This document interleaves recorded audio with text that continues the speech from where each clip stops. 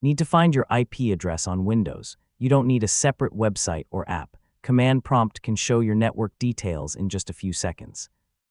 In this guide, I'll show you how to find your local IP address, public IP address, and a few useful network details. Let's get started. First, open Windows Search and type Command Prompt, or simply CMD. Select the app to open it.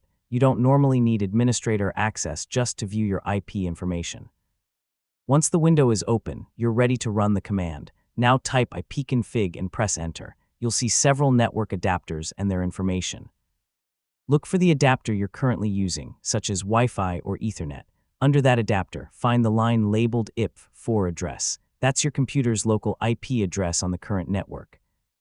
While you're here, look for default gateway. This is usually the IP address of your router on your local network. You may also see subnet mask, which defines the local network range.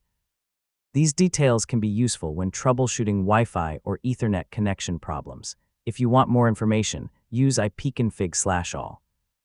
This displays additional details, including the physical MAC address, DHCP information, DNS servers, and more.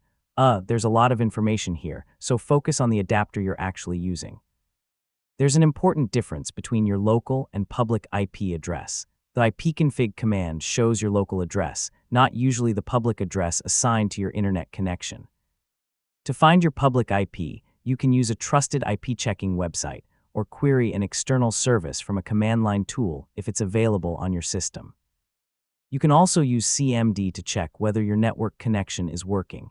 Type ping followed by a website or IP address, then press Enter. If you receive replies, your computer can reach that destination. If you see timeouts or errors, there may be a network or DNS issue to investigate. And that's how to check your IP information using CMD. Use ipconfig for a quick look, ipconfig/all for detailed network information, and ping when you want to test connectivity.